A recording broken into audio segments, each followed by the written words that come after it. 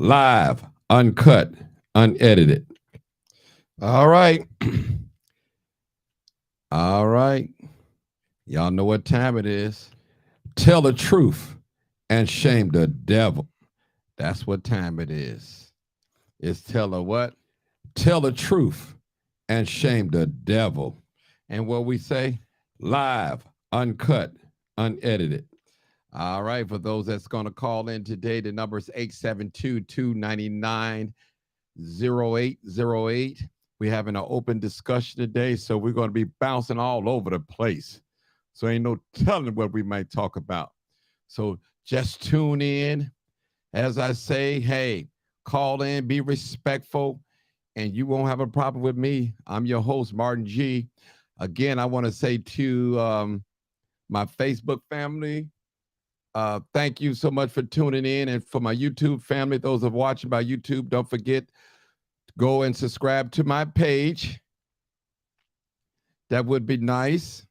We're not going to beg you, but if you don't, it's okay. We appreciate you for coming in and showing love. And I'm going to get to my program. Cynthia Smith, how you doing?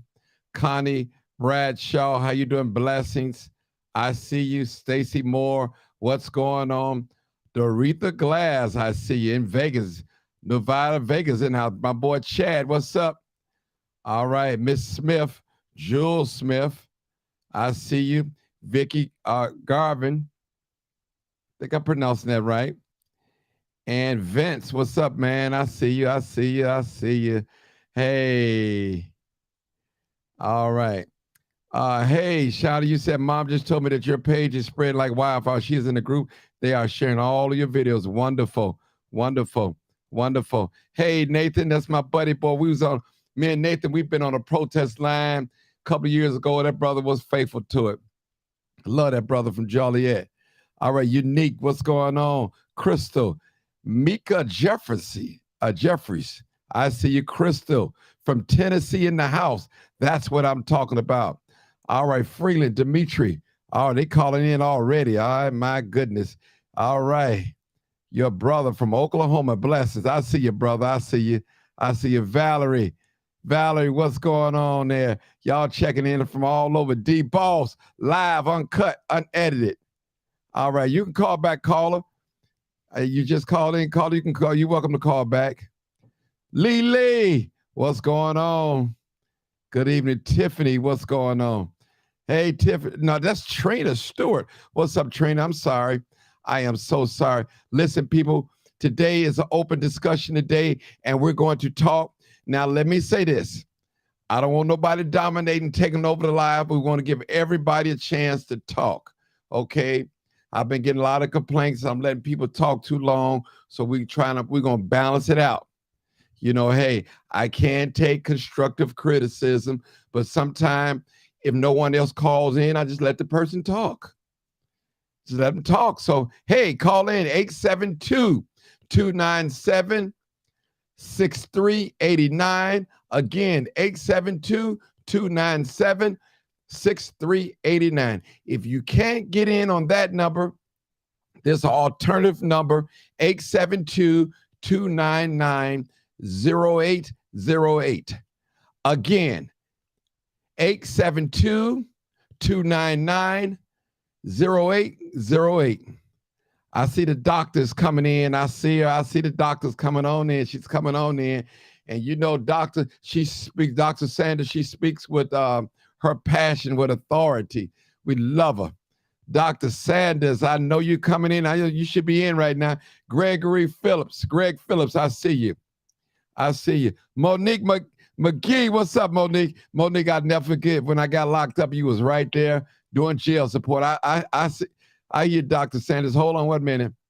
Hold on. Cynthia Smith, Connie Bradshaw, Stacy Moore. I tell you, this is live, uncut. Vince, I tell you, we in here, people. We in here. All right. Was that Kevin? What's up, Kevin? I see you. All right, Monique. I always appreciate it. Come on, Dr. Sanders. Hello. I hear you. You know, I know your number hard. Yeah, I can hear you. Go ahead. We talk. It's open discussion today. So if you want to talk about baseball, we can talk about baseball. Whatever you want to talk about, Dr. Sanders, it's all right with me. All right. Well, brother, look, God bless you. You know, I love my Martin. That's my Martin. That's my Martin. And I love Dr. Sanders. So Hey, Dr. Sanders, take care of me, y'all. So y'all got to be careful how you treated now. You mess with her, you messing with me. That's my sister. All right. Listen, we had I wanted to just give a shout out to the panelists that was on last night. Right. It was beautiful and wonderful Yes. to meet you all and to have a discussion and have our own, you know, ideology about things, which we're not going to hell for. It is just the way it is, you know. Right. But I wanted to just share with the people that they need to understand. Everybody needs to know this. You do your research on the political party. Hold it for a second, Dr. Sanders, the Greens and everybody else. Hold it for a second. I got me an out of town guest. Hold on. Hey, out of towner, where you calling from? Okay. Where you calling from, caller? Hello? Yeah, where you calling from, caller? Hey, I'm calling from Charlotte, North Carolina. Okay. All right. Listen, I got Dr. Sanders. Would you do me a favor? Can you submit to this caller right here, Dr. Sanders? I know you was first. I want to do things decent in order. Sure. Okay. Go ahead, caller. We try to let our out of town guest go first. Go ahead, my sister. Go ahead and talk. I was calling. I was calling about the Shanquella Robinson. Come on, story. Come on, let's talk about it. So I hear that they were fighting at 7:00 in the morning. Okay. They were fighting at 7:00 in the morning, and they left her sitting there until the maid came in at about 1 or 2 and went looking for them, saying, "Hey, your friend is in here not feeling good." So they were acting like, "Oh my goodness!" So that's when they called the nurse, and an hour later is when the nurse came. And I heard that she was already dead when the nurse came, but the nurse was trying to satisfy them, trying to, revive her and resuscitate her. But she was already dead. And then I heard they called the ambulance, called 911. So they left her sitting in the room after the fight. They left her sitting there from 7:00 in the morning all the way to like 12 or 1 o'clock for when the maid found her. And I think that they had planned the fight, but they didn't plan for her to die. Something happened, and the girl, they were ready for the video. You see all of them were standing there with their video ready. Mm-hmm. And she was standing over there waiting to fight. I think they planned the fight, but they didn't plan on her dying. I don't think so. But can I ask you a question? So this is crazy that they left her.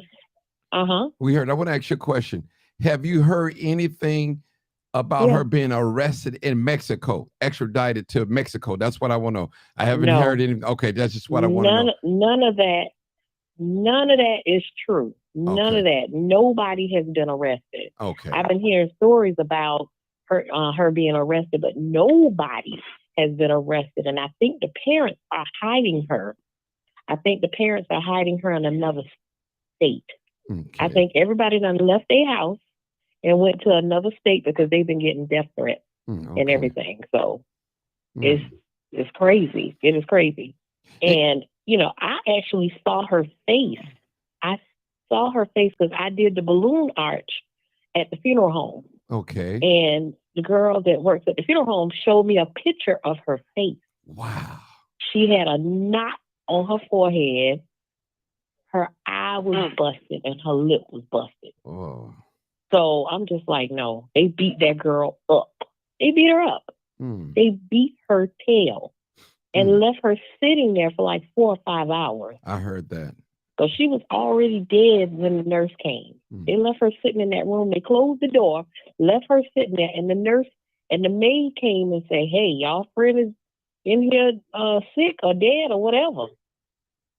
So all of them need to be charged because they left her sitting in that room on the floor. They say when she hit that floor for the last time, they say they left her sitting there on that floor in that same position. You know so what? That's just crazy. Remember that guy that said Wiggins, I think Wiggard or what his name is. He said that when he got there, she was kneeling down over the toilet seat, or the toilet stool. Over Now, the toilet. yeah, that's what he said. Yeah, I don't know what he's Then, talking about. then he I don't said know what that he's talking about. she was laying in the bed or on the couch. He was rubbing her hair and the head and all that. Said he was talking to her. So it's, I don't know what he's talking about. I said the same. There's so many But conflicts. they said that they dragged her body. They dragged her body out the room into the living room and put a nightgown or a pajama set on her. Because remember, she was naked. Right. But they said that they dragged her out of the bedroom and put some clothes on her. Oh, wow. But I don't understand. Yeah, the maid said she was cold. She was already cold when she got in there. And then they called a nurse. And the nurse came an hour later. And I guess that's when he was there rubbing her head or whatever. He said he didn't notice the knot on her head and her eye until the nurse pointed it out. Oh, wow. Let me ask you a question. They beat that girl up. Did you ever get a chance to meet her parents since you're from there? Did you meet her? You didn't say, okay. No, I've never met her parents, no. Oh, okay. No, I just know the story and I just know, what's going on. Okay. I know people that know the family. Okay. But nobody has been arrested. Nothing has happened. Nobody's been arrested. No Interpol, no Mexican people. I don't even know if the judge issued an arrest warrant for her arrest. Because the judge here in the United States has to issue an arrest warrant for her. So I don't even know if the judge has did that because he don't have to. The judge don't have to issue a warrant. The judge can say, hey, no, you can't take her. And so her defense is going to be, oh, yeah, I got into a fight with her, but I didn't mean for her to die. That's going to be, and then the people that's videoing it, they're going to say, oh, well, we video fights all the time to put on World Star and put, people video fights all the time. And so that's probably what their defense is going to be. Hey, we didn't mean for her to die. She got into a fight. We knew they was going to fight. We wanted them to fight it out. Whatever problem, whatever issue they had, we wanted them to fight it out. I don't think they meant for her to die. Right. And they videotaped. One of them was on live. One of them videotaped the fight live. So it was on Facebook before she even passed away. So, I don't know what but the fact that they left her in that room for all of those hours, they probably didn't know that she was dead. They probably just left her sitting there. They said, oh, Quilla just sitting in there. They probably just left her in there for whatever reason. I don't know. Okay. Well, let me ask you a question. But she was already dead when that maid went in there. I want to ask you a question. Now, somebody had posed a question in the messenger. You didn't see the autopsy. They just showed you a picture of her, right? Of her bruises in her face, right? Yeah. Okay. That's why I just want to get it clear. Yeah. Okay. That's all. I just want to clarify that. Somebody actually, okay. Yeah, I just saw pictures. I just saw pictures. Okay. Well, her face, you can hang around if you like. You can hang on in the chat if you want to. And I'm going to hear what Dr. Sanders. You don't have to hang up. Thank you. Okay, you can hang around. I'm just waiting for. Okay, you can hang around. You don't have to leave. It's on you. I got plenty of room. I got up to 15 people I can hold in the chat. So, okay, go ahead, Dr. Sanders. Go ahead. Okay. All right. Hey, yeah, I see Good Morning America did bring the story up and saying that they're seeking to extradite her. And then, of course, it went back and forth. So, my prayers is for the family because this is crazy. It's really out of control and it just makes no sense. All of them need to go. They need to all go, I know the U.S. has its own process and Mexico does too. My in-laws about that way. But I do know that it should not have ever happened. Them young people need to be dealt with. All of them to be dealt with. So the families that's had them and ducking and dodging, you're going to be worse than it was before it even happened because you've been accessory to hiding criminal activities. And that's not good at all. I know my cousin told me when she was at college down in Charlotte, she used to babysit her and she know the family very well. And she said she was a beautiful young lady. She watched her grow up when she was down there in Charlotte and at the university down there. And she said it's a shame. It's just a shame before God that killing somebody over whatever, that doesn't make any sense. Nobody deserves. I don't care what it is, what happened. Nobody deserves to die. Dr. Sanders. like Now, that. But Dr. Sanders, let me say something real quick. It's actually a question real quick. Now, we know for certain that it is a arrest warrant for her arrest. We do know that, right? Mexico. Now, that's a fact now. yeah, What we right. don't know if she's been apprehended. We don't know that yet. So that, because I haven't seen no proof of her Right. been extradited to Mexico in the court or anything. I have not seen any of that yet on social media from nobody. So, but we know there is an arrest warrant for her. For what's that? Jackson, Dejanay Jackson. Yeah. So that's all I wanted to say on that. I just wanted to get that out there. Yeah. But now, what I wanted to say to everybody, regardless of whatever political party that you're running for or voting for, do your research about affordable housing, because the Democrats don't want affordable housing. They're trying to get rid of it by 2025. They don't want it. They want to get rid of it. And a lot of young people who are working menial jobs that are not paying a lot of money don't have a place to stay. So when you look at the parties that are coming up in a couple of months, well, another month and a half, it's not that far. Look at what their agenda is for affordable housing, because we do need to have it for a lot of them who can't afford to pay market-based rent. And if and the rent is going up. I was in a house paying $1,600 a month. I was paying $1,600, and then my landlord sent me a letter saying, "Oh, your rent is going up to $2,000." I'm like, okay, how is my rent going up to $2,000? They said, "Oh, because it's a park over here and it's a lake over here." I said, "I don't care about no park and no lake.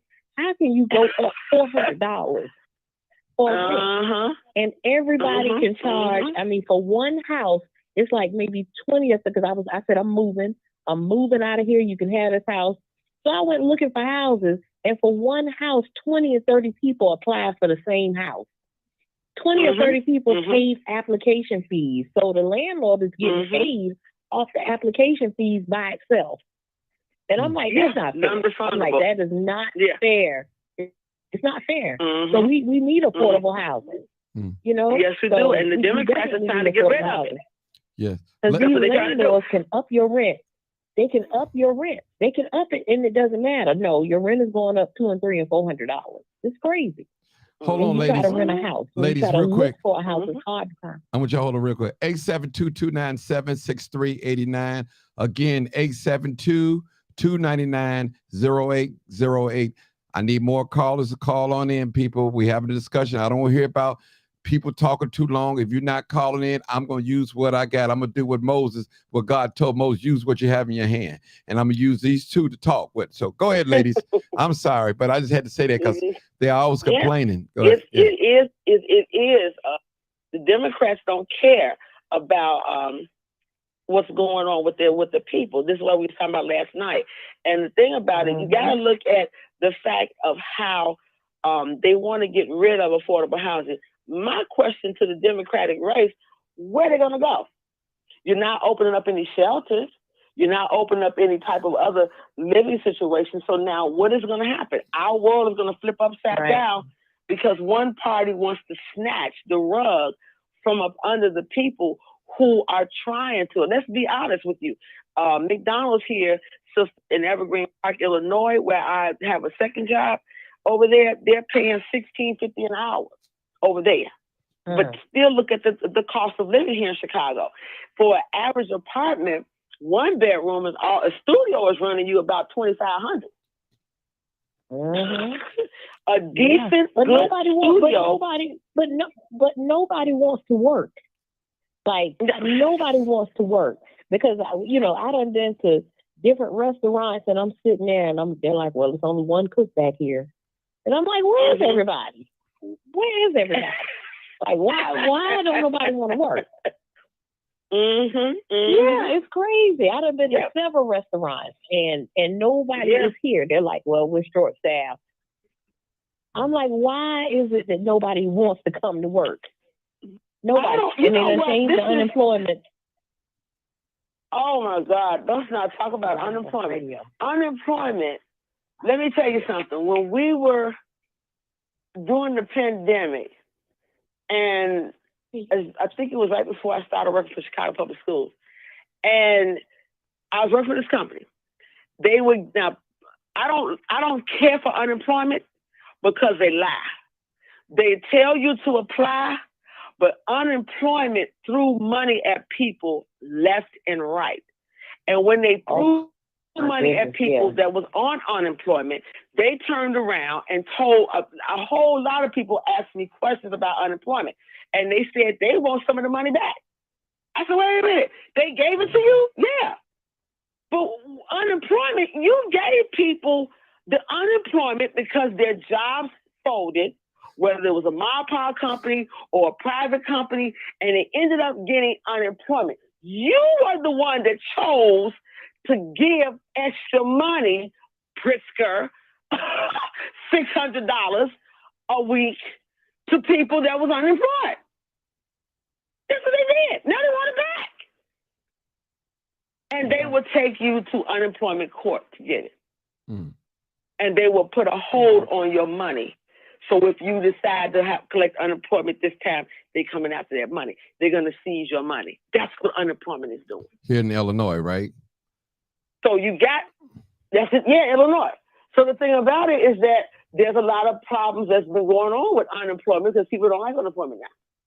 And I'm like, you know what? It's best for you to get you another bank account and throw $20 or $30 in there. And if you get unemployed, you got some money to live off of. Because unemployment is a trick bag. It's worse than public aid. You'd be better off getting public aid than unemployment. Because they're all, well, you know what, we gave you too much. We calculated, oh, it was our fault. Oh, the machine was messed up. Oh, I done heard so many lies with unemployment. Hold on, sister. I don't like unemployment. Hold on. Somebody said they tried. If you can't get in on the 872-297 number, you can call 872-299-0808. Again, 872-299-0808. I'm gonna post the number, or somebody can post it. It's on the live feed. It's running across the screen. So if you can't get in, again, 872-299-0808. Okay, go ahead, guys. Go ahead. I'm sorry. And somebody wanted. And I think when you, sister, you mentioned about nobody want to work. This is the problem I have with that too. There are jobs out here. It's not like it's not a shortage. You look on Indeed, you look on Glassdoor, there are tons of jobs. The problem is that a lot of people figure if I go get a job, I'm not saying everybody, that, oh, I want you to pay me X amount of dollars a month. No, especially if you don't have the skill set to match that job. That if you come in and you make your money, you can grow to that part or be trained, especially in the hospitals. You know, they will train you. They will train you how to be patient care assets, what they call revenue cycle. You can work. My son just got Malcolm. He's going to school for nursing. He just got a job at Northwestern, and he'll be doing transporter. But a lot of the jobs that they get, like you said, they don't make the best of it because you can, if you really want to. In a lot of areas, most of the jobs have programs where if you want to go back to school with the C or better, they'll pay for it. I know they will. Well, and so let me say when something, they Dr. come Sanders. to work, like I work. Let me say, some of these jobs, I'll be honest with you, some of these jobs are low-wage jobs. You can't even take care of family. You can't even pay rent with some of these jobs, and it's so discouraging. Now, it's jobs out here, but I'm talking about jobs that you can take care of family, buy a home. Those are the jobs that people are looking for, wanting for. But like you said, you have to educate yourself. You have to get your skills set up. You got to start somewhere. I agree with you. You have to, because, all right, I got another call in. So go ahead, Dr. Sanders. I'll bring another call in a minute. Go ahead. And so a lot of this, like over here in the Woodlawn Resource Center, they have training programs where you can be able to get those things that you're lacking, because you can't come into a company, you know, and I know from HR, and just say, when we get a job, you're going to make $45 an hour and you don't know what to do. You got to learn how to do that. Now, you have a lot of schools like truck driver. My son-in-law, he's in school to be a worldwide truck driver Right. and whatnot. They making money. My cousin, her son, they own their own trucking company, and they're starting off at a nice salary and whatnot. But a lot of them come in and they can't get past the interview. Well, at the Woodlawn Resource, they will teach you. I would even teach you how to do an interview and what the employer is going to say to you, because you've got to know what to say and how to say in these interviews to get the job. Because working these, Polish sausage, I'm not saying that selling Polish sausage is wrong, but if you don't sell Polish sausage, why don't you get you a license and a vendor and learn how to sell them and make money? There's a lot of ways you can do it. Hold it right there, but Dr. Sanders. You have the. Let me bring this other person in. Hey, caller, where you calling from? Caller 5625. Where you calling from? Hey, caller. Chicago. All right, then you got to speak up, man. You got to speak up, man. Chicago. You south side, north side, or west side? I'm here. You south side? No, I'm from Riverdale. Oh, Riverdale. Okay, River Black. I used to live in Riverdale. I stayed on Tracy. I stayed on 140th and Tracy. And I think 2 people just got shot and killed, a brother and sister there about a couple of weeks ago. Go ahead, sister. What you have to talk? No. Yeah, that's happy. Yeah. I don't know nothing about that. I know, but I'm telling you, I'm the crime chaser. I know. Go ahead. Go ahead, my sister, talk. Yeah, I saw you out there. My thing is, what's the topic? What are we talking about? It's open discussion. If you want to talk about Shaquille Robinson, you could talk about. If you want to talk about baseball, is that the open discussion that I want to talk about is about what? Hello. Yeah, I'm here. I'm hearing the echo. I'm here, but I'm hearing the echo. Okay, you know why you hearing the echo? It's because you probably got me on. Hold on, you got me on speakerphone. That's you the only one. You got to be you, or you got your Facebook turned up. You got to turn your Facebook off. Right. So let me take those off. That's it. Okay, so the open discussion that I want to talk about is the market rent. Okay, go ahead. Hello. Go ahead. I'm here. We're here. The thing about it is that market rent is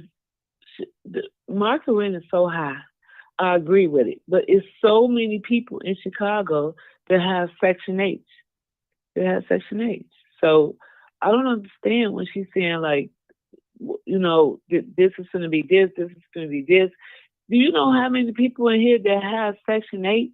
And I'm one of them. I don't have Section H. I always have paid market rent. Just because I had a job and I didn't have. But let me ask you a question.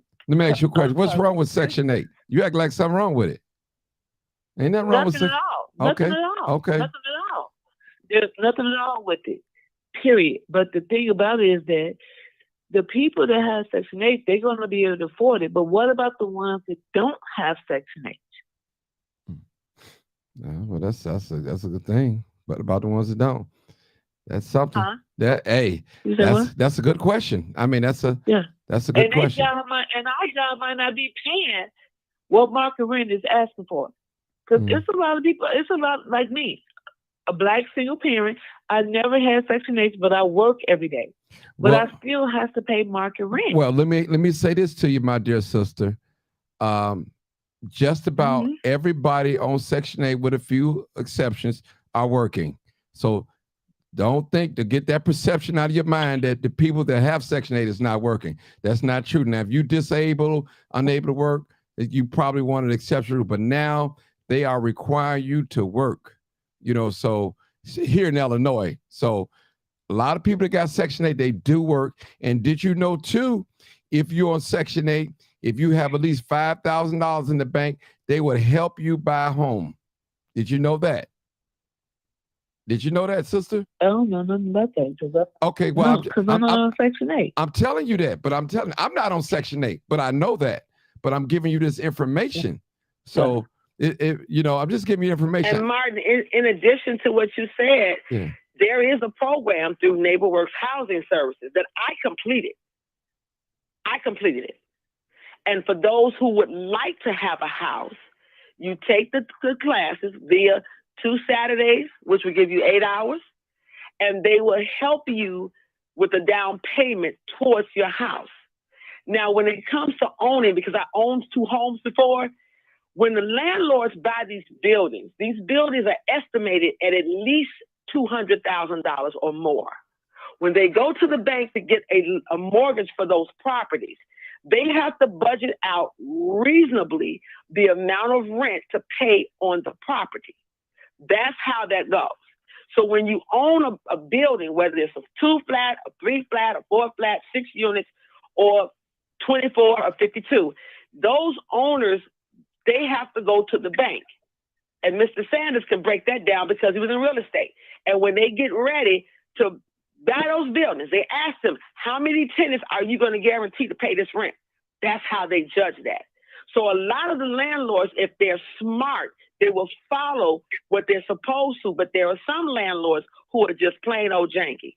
Okay. I promise you. Right. And they get over. Right. And they didn't been paid the stuff off, but they're just feeding off of you all. But the thing of it is, if you want a home, neighborhood housing will take you through the courses of how to straighten up your credit, what you need to save for a house. Because when you talk about buying a house, you've got to take care of the things that come with that property. That means if the roof mess up, you got to fix it. If you get tuck pointed, you got to get it tucked. If the basement, you got to know how to have insurance. So a home is an investment, and it's a good thing. Or if you need to have electrician done, wire, you got to save up for that. Because I just bought my house for my 50th birthday. When I tell you about this house, it passed all the inspections with the light. The electrician in this house has not been updated. Period. I told me here. Yeah. When did you buy your house? When did you buy your house? I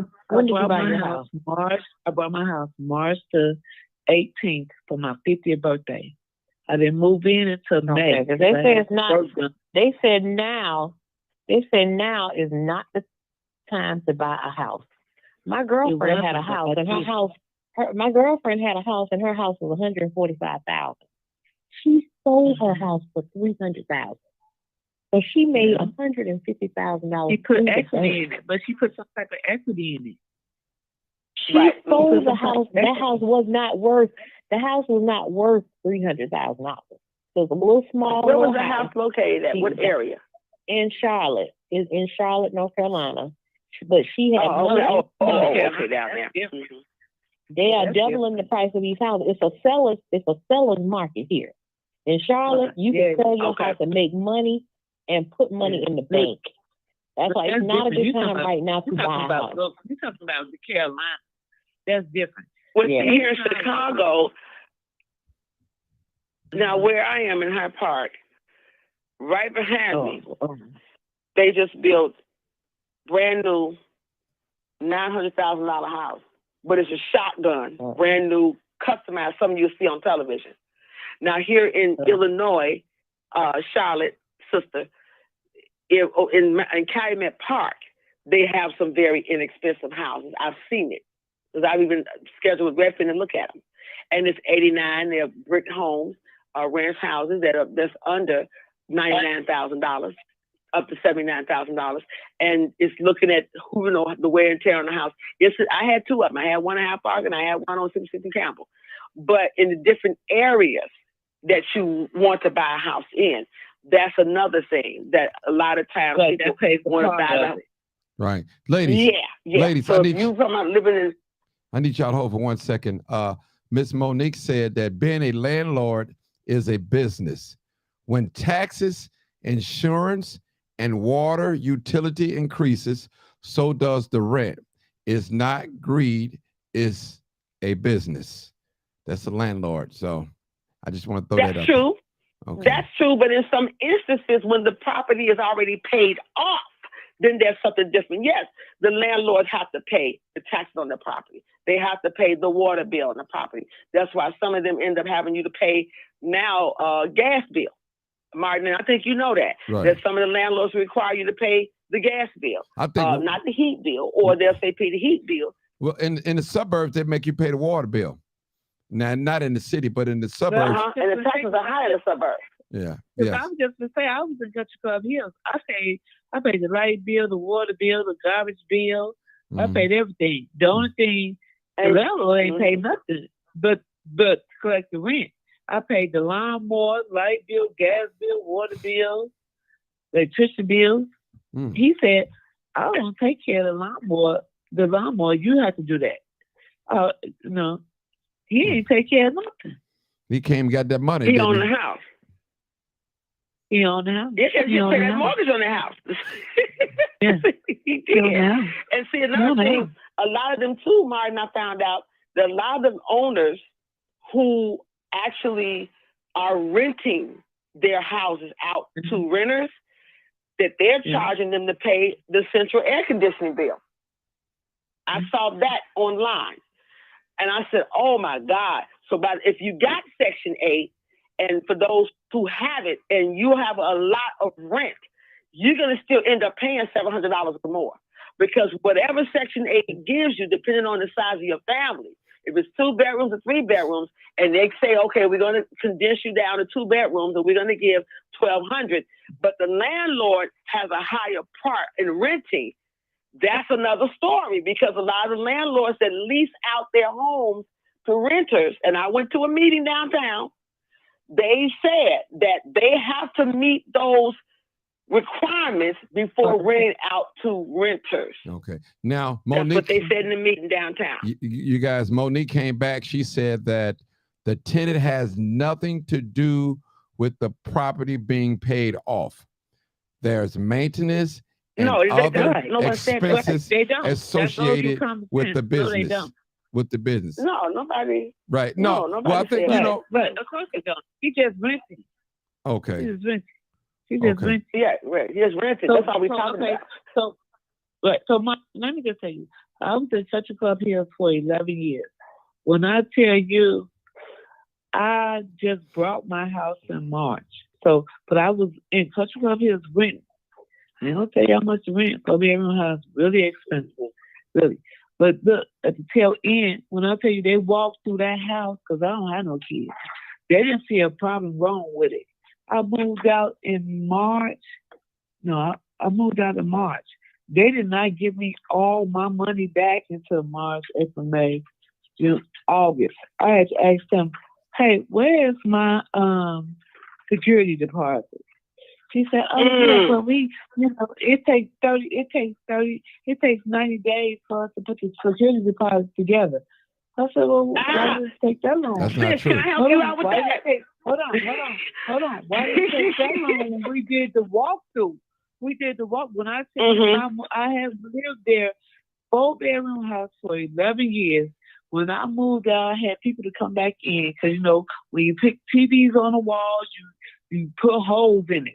When I tell you I did all that, when I tell you I had to call them and say, where is my money? Where is my money? But let me throw this at you this.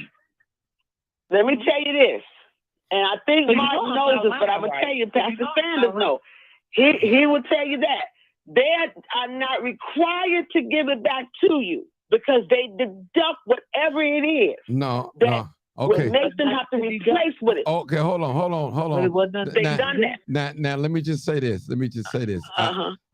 Now, the law, according to the law, that security deposit, what they normally do, if there's any damage to the property or something, they can legally deduct from the security deposit from that. But in the state of Illinois, you have 45 days. Absolutely. They have 45 days to give you your deposit back. But 990. Not 90, no. Exactly. Not 90. But there was nothing to deduct. Because when I turned in my keys in Country Club Hills, she did a walkthrough with me. She said, "Oh, I so hate to see you leave. You have been one of, through the pandemic, you paid your rent, you did this. No, baby, I'm leaving because I bought my own house. I'm tired of paying you $1,600 a month for this 4-bedroom house. I got my shit together. During the pandemic, you ain't missed a payment on the rent. No, I don't do that because I gotta have somewhere to lay my head. But now you know I'm leaving. I got to wait 90 days. We did a walkthrough. She said, before I turned in my keys, we did a walkthrough. I had to do my screens, my TVs on the wall, everything passed through. I ain't got no kids. So she said, oh my God, this is excellent. Oh, okay. I had to call her and say, well, hey, where's my security department? Oh, well, we getting it together.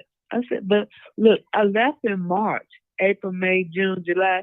I didn't get my security deposit until August. And actually, it's supposed okay, to. So actually, there's supposed to be interest on that security deposit.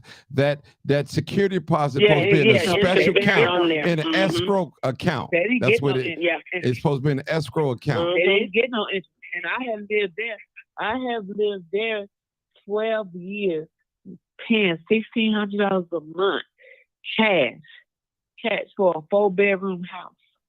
You could have got to a $300,000 house to pay that much money. But when I tell you, no, for real. Sometimes in the beginning, that's what we have to start off. It's that's what we have to start off. But here's for a 4-bedroom house. But for a 4-bedroom house, $1,600 is not bad. That's not bad, especially in Country Club Hills. You got a 2-bedroom house, people paying $1,600 here. Right. So that's why I know it wasn't bad. I'm not complaining about what I was paying. But, I did there. I got my credit together. I did all that. I bought my house. They said, oh, I'm so sad to see you leave. You're the only tenant that paid your rent through the pandemic. Yeah, some people didn't pay their rent for the pandemic. Some people heard TVs and all kind of stuff. They work for a hospital that I had to show up. I'm a frontline worker. I showed up, I showed out. So you think I ain't gonna pay my rent? I didn't get some people didn't pay their rent during the pandemic. No, they didn't. I didn't get none of that free money. No, I get up every day. I work for a hospital. When I tell you I was masked up, gowned up, I know you were. I'm on my little live. You going in and out, sister? That's my husband. Okay, let me just say this. Yeah, I am. Because my husband came upstairs. Okay, let me just say this. For those that's looking for an apartment, let me tell you how it goes. They got a new law in the state of Illinois where it's for the landlords and the tenants that if you apply for apartment, you pay the initial credit check. They cannot ask you nothing about your background until you pass the first phase of the credit check or something like that. So it's illegal for them. So that's illegal now. It's a new law in the state of Illinois. I don't know how it is in Charlotte, North Carolina, but in Illinois, they're not supposed to ask you about your criminal background first. The first thing they're supposed to ask you, pay the fee, pay for the credit check and all that. They're not even supposed to do a criminal background check. You had an eviction before. Right. That's the process. That's how that goes. And even they deny you because of your criminal background, they have to tell you why. They have to tell you why. So I had to write you a letter and tell you why. So that's a new law. How I know, I was just in like a little seminar. I interviewed a young lady. I might reshare that too on my page. So it was amazing to learn that new stuff. A lot of stuff going we don't know. It is what it is. Yeah. Okay. Let me stop y'all for a minute. 872-299-0808. 872-299-0808. Call in, people. This is live, uncut, unedited. We have an open discussion. Whatever you feel like that's on your heart you want to talk about, hey, let's do it. I'm open discussion. I don't do this often, but let's do it, people. Live, uncut, unedited. That's what it is. Okay, ladies, you guys, and let's talk about that case again real quick. I got a call, people. I got a caller coming in.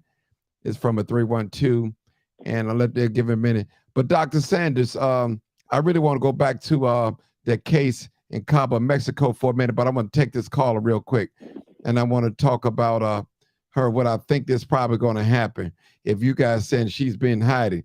Okay, 5011, are you there? 5011, are you there? Yeah, I'm here. All right, I know who I'm you here. are. I know. Don't be coming on here fussing and arguing now.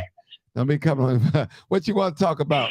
Come on. No, I'm tired. I went to a village meeting in Dalton last night. I'm tired. Oh Lord, I know you. But Hey, you know how when we go. I know what y'all going through in Dalton now. Hey, Baby, they tried to have me arrested in the water department for asking for one of their fraudulent deals. Hell, I was fat. Wow. But I heard they straightened it out, right? I think you got on here one time and told us they did straighten up the water bill that ahead against you, right? Did they straighten it out? Oh no, they never straightened it out. Dorothy Brown, what she said was everything was straightened out. They was going to give me my check, but when I protested about the Raker man working in Dalton, then all of a sudden I couldn't get my money no more. Oh wow, wow! Ain't that some? Yes, that is. Ain't that something? Yes, I thought that was settled. So, did you go back to the drawing board? I did too. Okay, what they saying now? We still in federal court. I never dropped the case, thank God. Okay. So I don't have to go back to the drawing board because we still in federal court. Oh. Yep, since 2019, after they 8 dismissals and 4 different attorneys that they had, they still would rather pay all of that money in federal court than to just give me my check. Right. Can I be nosy? How much is it?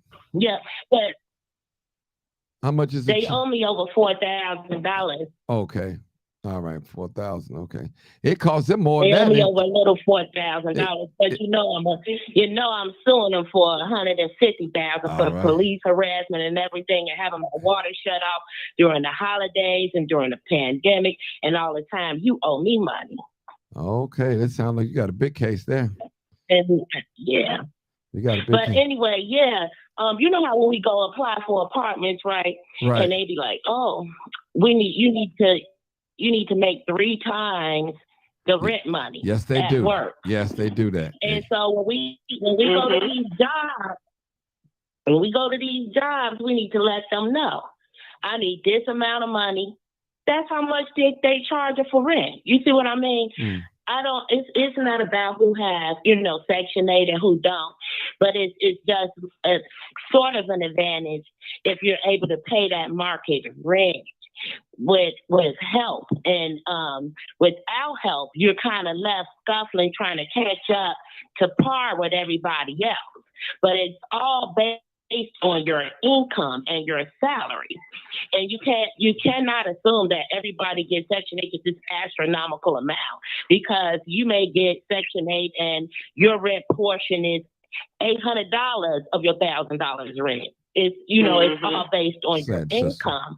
You see what I'm saying? Say it. But we need equality in the workplace with what they're paying us and what they're asking us to do. And I do understand that certain skill sets require certain things, but the minimum wage is $20.22. It should be at least $20 here, just all the way across America, across the board. You see what I mean? Because that way you can at least afford to eat. You see what I'm saying? And afford an okay place to stay. But $20 an hour is not a lot of money at all. You see what I mean? At all.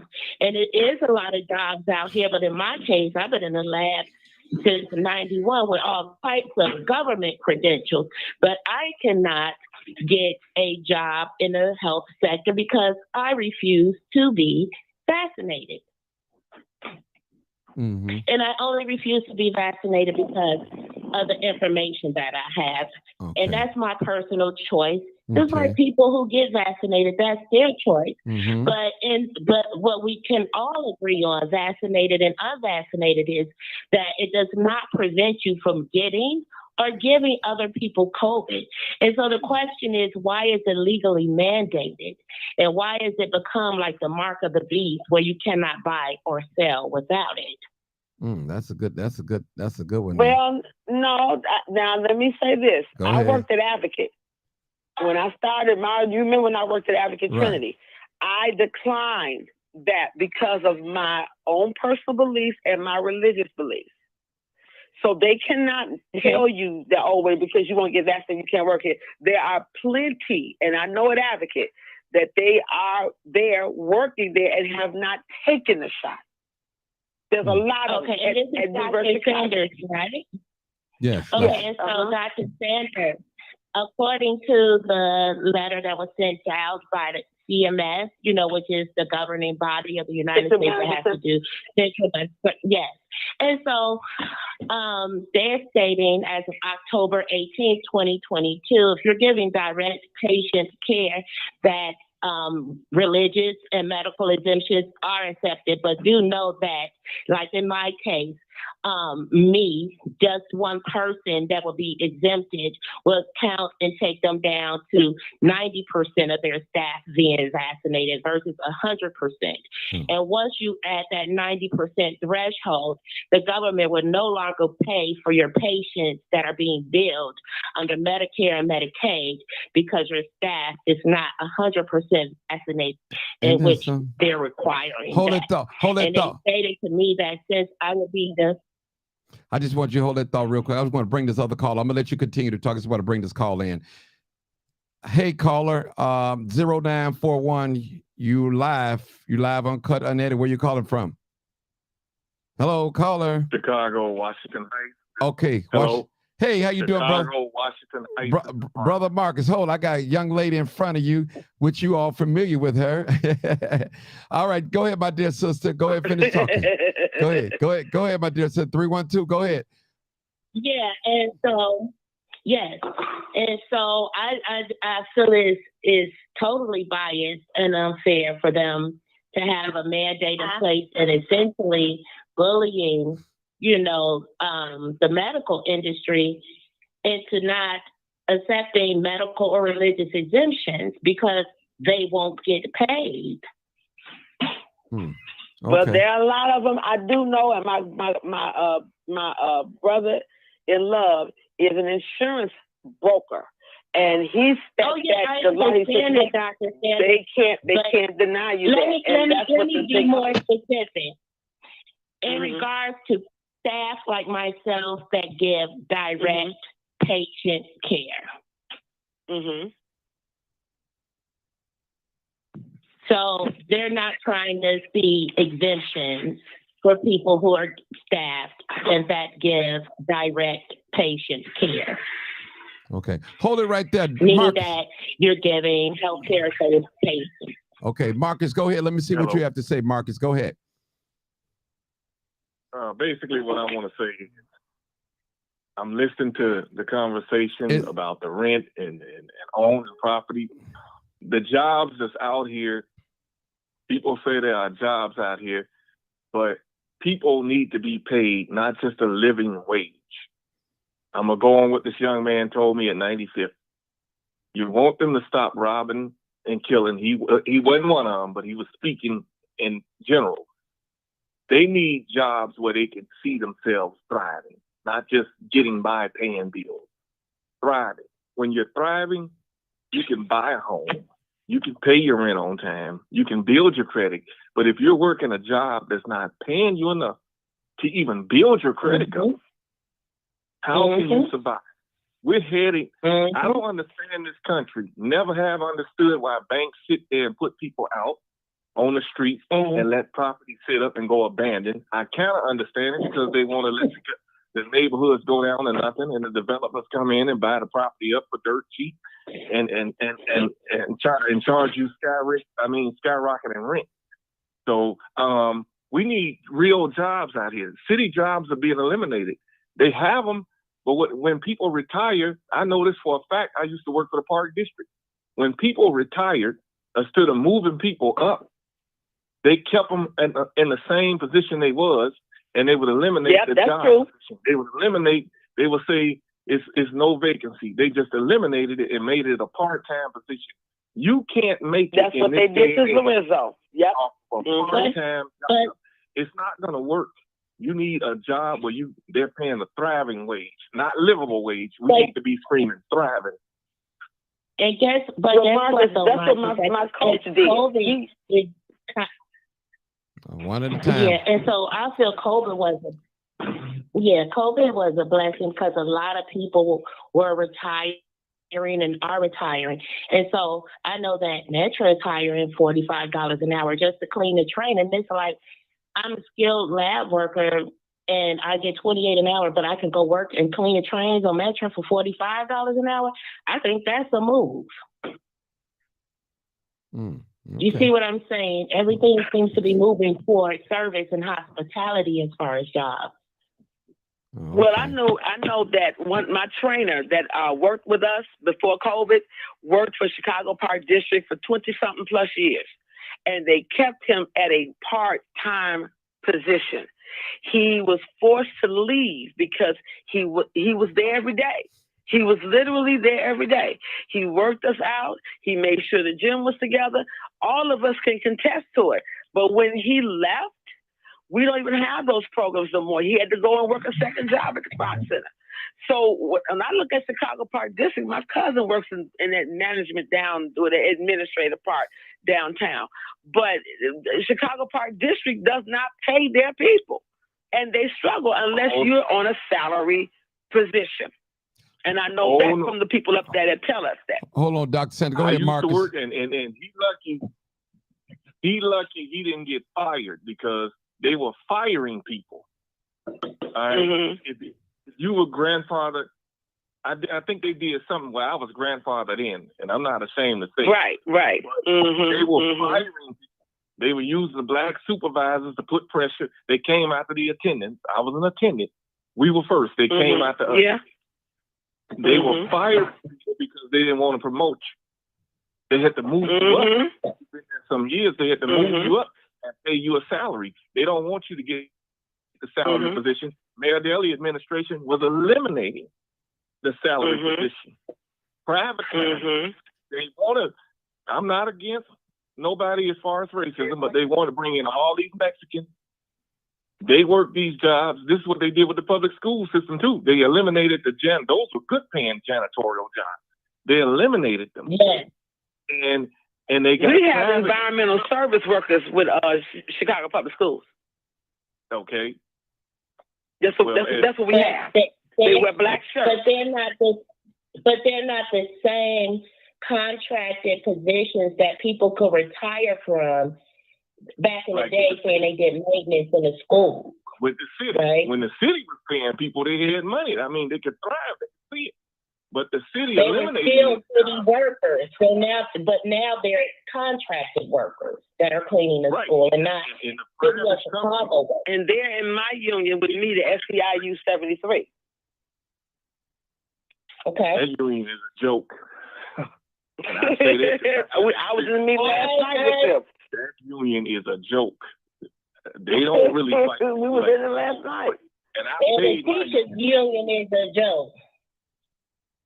You know, SEIU is a joke. They were with the Park District too. They don't fight for the supervisors in the same union as the people that work beneath them. So why would you fight the supervisors and you in the same union? The union is a joke. I guess before I came, there was a lot of changes that had been made upon my coming in. And I know that our contract is getting ready to end in June of 2023. And I spoke up last night about the contract. And I said, number one, those who used to be just TAs. So you have TAs and what they call seekers, special education class assistants. They are supposed to get more money than the TAs. However, they don't. They're not making a big chunk of money. So the seekers work with handicapped cluster children, students, developmental cognitive delay. They're not getting paid a lot of money. One of the union members said it took her 10 years to get $50,000. And I said, what? 10 years? She told me that. She said it yesterday. It's out there. I said 10 years. She said 10 years. It took her 10 years before she can get $50,000. And I told coming in as a first-year teacher at $40,000, right? I'm like, these other women are making $100,000, $113,000, but they have been there 20 years. You see what I'm saying? Oh yeah. Okay. And the principals are making when they take out the teacher union dues and retirement stuff, every 2 weeks, my check would only be after taxes $986. What I'm gonna do with that? My car note $750, and I got a whole house with property tax, water bill. What I'm gonna do with? I had to go. Hold on, sisters. And then they're doing Emmanuel. I need y'all to hold on for a second. 872-299-0808. I'm looking for more callers. Again, 872-299-0808. What I'm going to do is, people, we're going to switch it up a little bit. We're going to take some, I'm going to pull up some of the comments they have in the messenger. Maybe we can address some of those, help us out a little bit, and I'll let you guys, I'm going to pull up one that I thought that was interesting. Let's see. Okay. Now, all right. Dear Sister Tiffany Wilson said they got to go to high school, then college like everyone else do. So I guess she was, I'm assuming that she was talking about when you guys saying there was no jobs out here, high paying jobs, things like that. What do you guys think about what she just said? She said, then they got to go to high school, then college. Go ahead. Go ahead, Dr. Sanders, you go first. That Metro hiring right now for $45 an hour to wipe the trains down full time.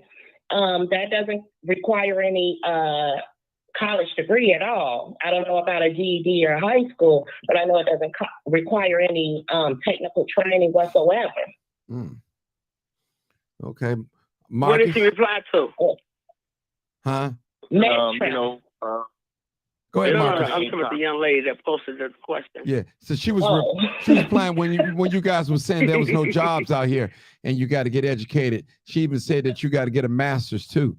You know, I mean, it's, you know, hey. Well, Mark, let me say this. I don't want none of the. I don't want none of the people that are posting on comments. Let me set the record straight. Okay. None of us said that you were going to be a dummy all your life. We didn't say that. Right. The clarity is that there are some jobs that will require you to have degrees. Some will. Let me speak from my experience. I know that when you come into CPS and you want to be in a paraprofessional, you need to have a degree. Now, they do have a test. But those... Hold on, Dr. Sanders. Not anymore, because they had a shortage so much that Princeton got an emergency order on ISBE, and as long as you're a high school graduate in 18, they gonna take you as a para. Ain't that so? Well, let me help you out. I have the para license and the sub. I could not work. I don't give a rat's tail what Prince could say, because he's not working as what I went through. And I would dispute him openly before ISBE, because I came in as a sub.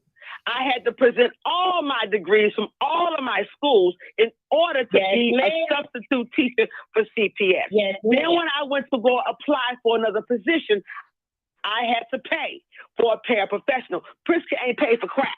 So that's what ISBE told me. And see, I don't have a problem getting ISBE and Pritzker in court, because I know what I went through and I got the proof for it.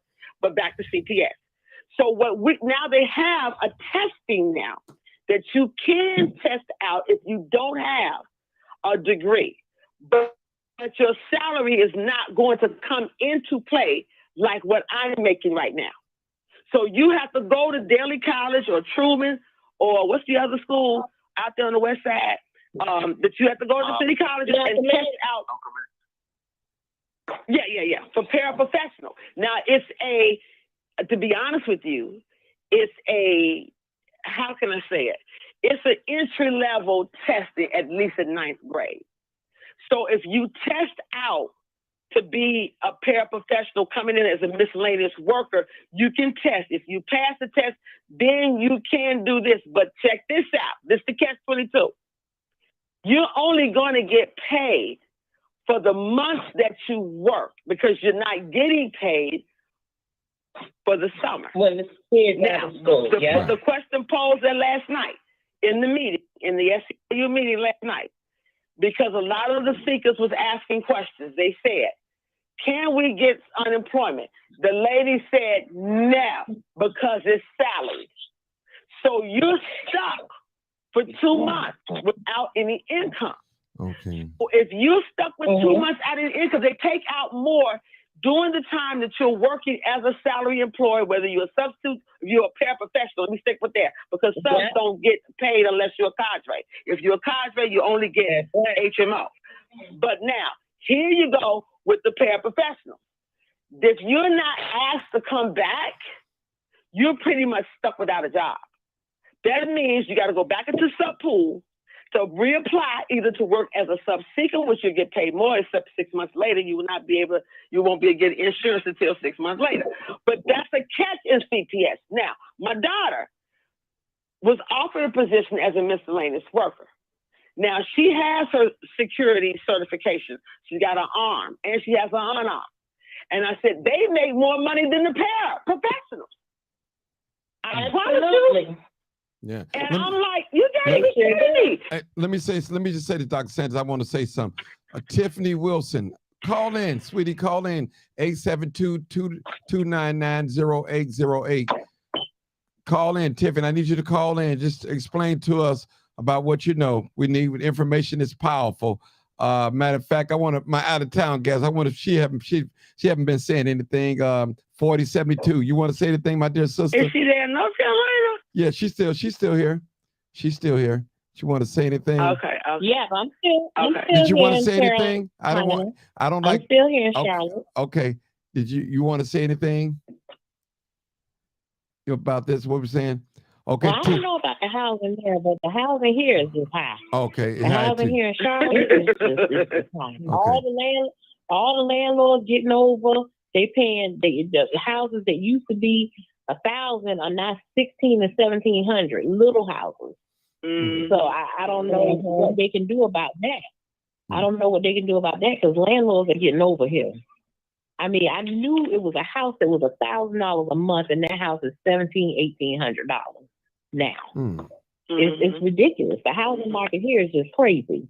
It's crazy, and they need to do something about it. They need to do. They need to do something about this rent here, because this is crazy. My landlord went up $400. I said, you can have this house. The house not even worth it. It's not even worth $200 a month. I said, if I'm gonna pay $2,000 a month, I'm gonna live in a rich area somewhere nice. That house was not even a new house. It was an older house. It was an older model house. My bathroom had a stand-up shower, and then it had a regular bathroom in the hallway. It was a 4-bedroom. It was not worth it. And I said, you're going to go up to $2,000? No. And then all the other houses were It's a lot. Yeah. Okay. It's crazy out here. Brother Marcus, hold on, my sister. I need to hear from Marcus. I got to make the time even, because I know, I don't want to feel like nobody left out. Marcus, go ahead. You want to talk? Say something real quick. Go ahead, Marcus. Go ahead. I'm listening. I would like to add this. Here in Chicago, these people charge a move-in fee, but they ain't paying for a moving truck to move you in. Then they want, some places want 2 months, 3 months security deposit, and plus the rent, plus first month's rent. Yeah. And a lot of these landlords ain't doing nothing to keep their property up. They come and collect the rent, but they won't fix things that they're supposed to fix. They supposed to have an exterminator. Ain't no vermin supposed to be in your house. If you ain't got them licensed with animal care, they're not supposed to be walking around in your house. They shouldn't be in the house. They don't want to fix the windows. They don't want to replace the appliances, because a lot of them rent these houses and apartments out with guaranteed appliances. And then when they break down, they don't want to replace them. If you hold their rent money, they quick to put you out. They quick to go down there and get that 5-day notice to try to have you evicted. And now, Marcus, you know that sometimes if this country don't wake up, you're gonna continue to have people out here carjacking people. All of that, all of what we're talking about is causing these kids, and I'm not justifying, but it's causing some of these kids who are tired of seeing their parents crying, because not only rent, but they got to pay utilities. People's gas ain't cheap. Gotta eat. ComEd ain't cheap. And they try to quadruple your bill if you live in areas like Inglewood.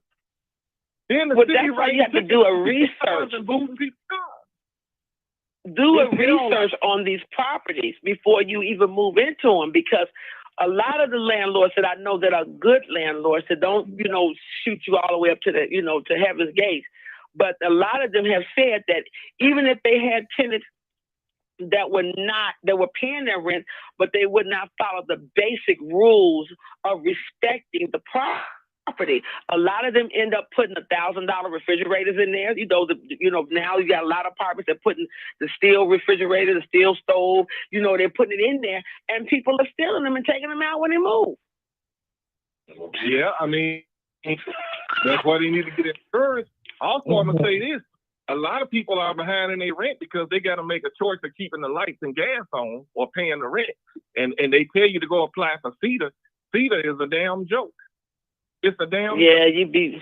They don't pay. When Bush was in office, they paid your bill off. But after Bush got off, I'm talking about Bush. After Bush Senior got in office, the daddy. That stuff changed.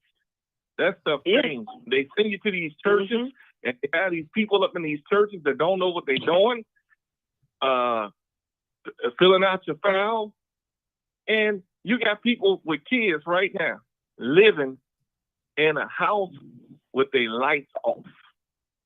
Yeah, I believe that. But if you gotta, look, when they first started the CEDA program, right, they used to give the check directly to the people.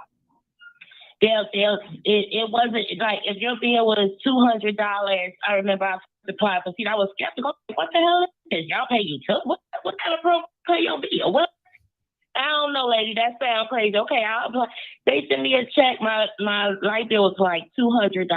They sent me a check for like $800 directly to me to cash at the county. Wow, they didn't do that with me. Future payments and to make future payments on my bill, and then they were giving and just issuing the checks to the people for such a long time. And then, people take advantage of the system, and then it went directly to, ComEd and NICOR and things of that sort. Same thing with the babysitting checks, right? When the child care first started, they would send a check to the person to pay for the child care, and then, people, they got hit to that, and then the people would have a relative or whatever say they're doing child care for the child, and they're not actually doing the child care, and then they got hit to that. But then it's like when you exempt yourself from any other program for the rest of your child's time or any other children that you have on this earth. You can't get food stamps no more because with your other child 10 years ago, you took advantage of the child care stuff. I see this go on all the time, or you took advantage of getting too many food stamps, and now you can't ever get the food, and it's like they make these decisions because they're in situations where they need extra of the money, and then they're just like, stuck in this cycle. But as far as homes and renting, I feel like if I never went to get a tertiary education, a college education, that I would have been a homeowner a long time ago, because my credit to debt ratio is so jacked. Regardless of what my credit score is, I have a $90,000 education I still have yet, and I'm still paying on. Right, but I'm asking for more. Honey, I got $250,000. See what I'm saying? But you could have had a $250,000 house. You see what I mean? That could have been that in a $250,000 home. You see what I mean? Your debt ratio reflects that, and that $250,000 could have been a home. You see what I mean? I have friends that work in the lab, and friends that are pulmonology techs and respiratory that didn't do the big education bill, and they had homes a long time ago. They're retiring right now from the field at 48 and 50 years old. They're retiring with pensions. You see what I'm saying? But like Kanye say, what's going to keep me warm? My degrees. All right. All right, ladies. Yeah, ladies and gentlemen. It's happening. For $45 an hour. Listen. And see if I can get a picture from somebody somewhere. All right. All right, y'all. Y'all done wore me out now. I'm about to close it down, shut it down. I appreciate you guys. I was hoping that young lady called in, Tiffany, but she didn't call in. So I want to thank you guys for participating tonight. Thank those in the messenger box. Thank you. Special thanks to my sister, Dr. Sanders. You know, she always comes strong and passionate. Thank you so much. Thank you, all you guys, wonderful guests. Appreciate it. Love you, bro. I'll be looking for. Let me tell you what's going on. What's going to happen in the future. What I'm going to do now is maybe I'm going to start dedicating one day a week just for missing females. So you guys still can call in. You don't have to have a relative. Missing. Actually, not just females, but males too as well. But more so females, because it just seems like they just disappear without a trace or something. So what I need you guys to do is any person that's missing that you know of or you've been following of, be sure when I open up my platform, come in and talk about them or send me a picture. I can post a picture up while you guys talking about it. So that's what I want to do for the family. That's more giving back. Y'all know I'm the crime chaser. I have not abandoned crime, but I'm moving on, but I'm still doing crime, if I may say that. So I still want to help the community. I still want to be a servant to the community. So that's my gift for giving back to the families that's looking for their loved ones, no matter if they ran away or if they got snatched or they've been sex trafficking. We want to bring attention to it and light to it. Don't matter what state you're in. If you got a missing loved one in Mississippi, you can call in as well, send a picture. So guys, what do you think about that? I think that'd be a great for. That's beautiful, because a lot of my heart is for these young people, especially the teenagers in high school and these 6th, 7th, and 8th grade girls. I see them every day, working with the school system. And my prayer is that we find a way to get rid of these sex traffickers, burn them up, throw them in the lake or something, because these young ladies do not deserve to be taken. No child should be, whether it's a boy or a girl. But because I have 6 children, 5 boys and 1 girl. And I'm very sensitive because I have 9 grandchildren. And I promise you, I will go to jail for all of them if somebody try to hurt them. Shanquilla Robinson, young lady from North Carolina, if you need us, we're here. We're here. We are seeking justice with you. We stand with you and praying for the family. If you need any help, please reach out to us, because Chi-Town is there. Okay, hold on. Tiffany said, what's my phone number? Hold on. If she want to call in, Tiffany, 872-299-0808. It's on the screen. 872-299-0808. I'll give you about 4 or 5 minutes to call in. If you don't call in, we out of here. Again, 872-299-0808. You're welcome to call in, Tiffany. We're waiting on you. Give you about 5 minutes, and after that, we're closing now. I'm calling block. No. Call the number 872. Don't call the 87. Let me tell her what number to call, because she's calling the wrong number. Call that number that's on the screen right here, 872-299-0808. Call that number, Tiffany. It's not blocked. Call that number. It's not blocked. When you call in, you're going to hear my voicemail. You're going to hear a voicemail. You're going to hear a voicemail. It's going to give you instructions what to do. No, you can't. And don't call. Now, she called anonymous. Tiffany, nobody wants your number. Why would you even call anonymous? You know I don't take no anonymous calls. Lord have mercy. Okay, I'll wait on you. Come on in. No, I don't take no anonymous calls. All right, we're going to hear out real quick. She said $45 an hour. Y'all better apply. Yeah. Hi.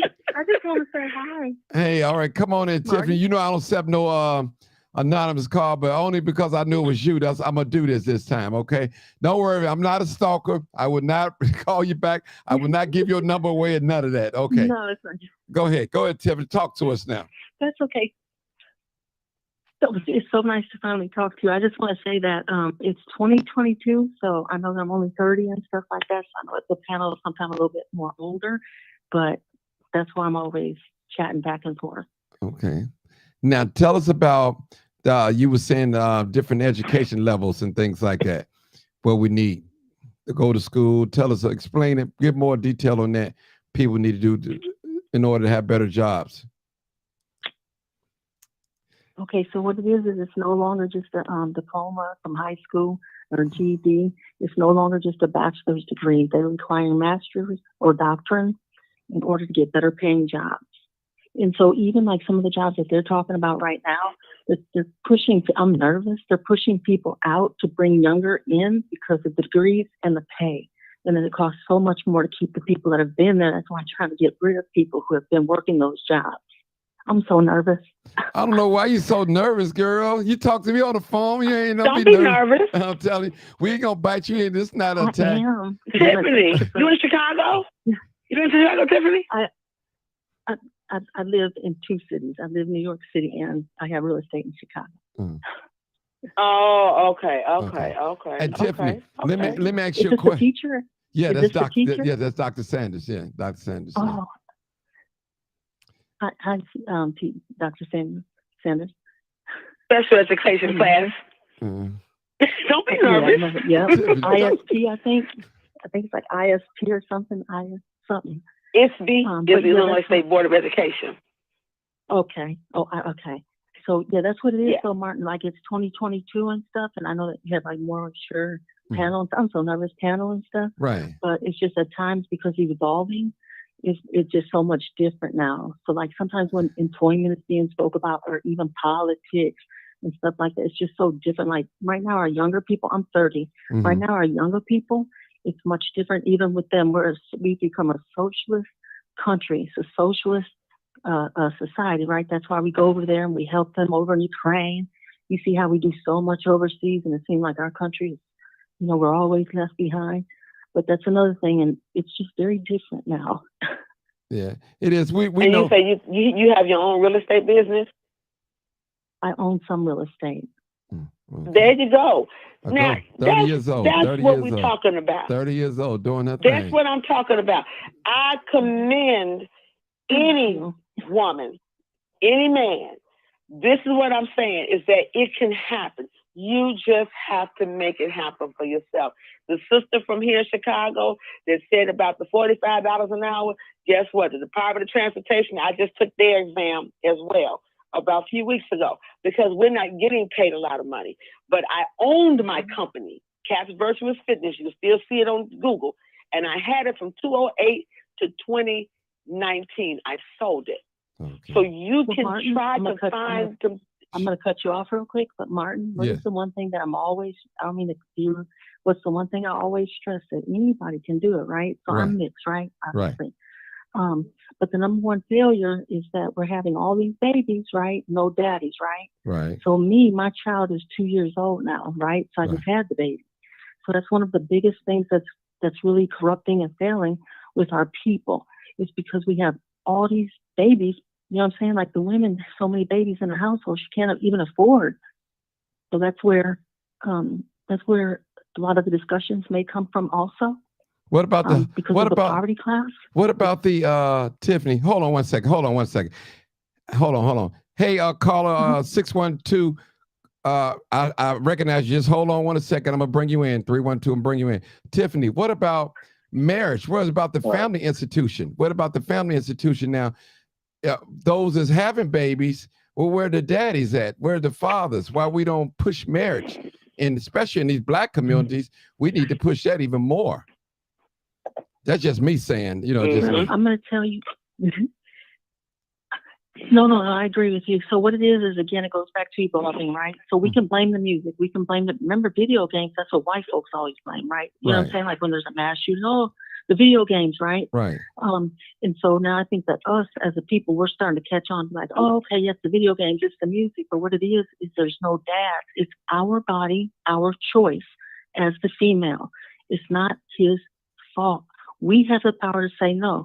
If you come to rape me, that's when I go and tell on you. I take you to the court system, everything else, right? Mm-hmm. You see what I'm saying? It's still our body, our choice to be having all these babies. We're the number one with AIDS, STD, you know what I'm saying? Like, we're number one in everything. Unfortunately, that's sad. That's bad, right? And we shouldn't be, and we don't have to be, right? But that's another thing you'll see me always commenting about is it's all these poor little children because their mothers keep having all these kids. and no husbands. These men don't want to deal with all that fussing and fighting with some of these, you know what I'm saying, some of these women they laying down with having babies. I'm so nervous. That's okay, but you have to say that's okay, Tiffany. I understand what you're saying, and am I making it make sense? Yeah, you make sense. It's cool. You're not stepping up to. I mean, it starts at home. Somebody's making noise. It starts at home, and the young ladies, they need to consider who they're having a baby by. I mean, it's so many ways out here not to happen. That's our choice. Right. Exactly. But I'm going to say this to Tiffany. Let me just say this, just to go a little bit on what you said. Now, we can kind of excuse some teenagers that have babies because they're thinking it's not as it should be as an adult. Because, you have some teenagers out there that got feelings, which is normal. They like boys and girls and, vice versa. And I'm not talking about no gay stuff. I'm talking about male and female. That's what I'm talking about. And they have sex. Our teenagers have sex. And in the time that they have sex, some babies might be born. And they made a mistake, actually, because they don't know. Right. Go ahead. Go ahead, Tiffany. So, and you're such a sweetheart. Oh, my God. You're such a sweetheart. So, like a couple nights ago, and it's something that you regularly speak about, right? Right. Is where I have to go back and say it's 2022, right? Right. So when we're talking teenage pregnancy, well, that's why they're starting to teach. That's why they're doing sex education in schools. Yeah, they're talking about girl, boy, boy, but because that's the way it is. Remember, we're a socialist society. Socialist means that they embrace all this gay stuff, right? Right. So that's a whole nother story. But that's why they do the sex education in school, because they moms is not teaching them. If you go and you talk to the younger people, a lot of them didn't even know nothing about safe sex, nothing. And then they moms and them not even tell them that, hey, you got to abort the baby because you got this in life to accomplish, that in life. You see what I'm saying?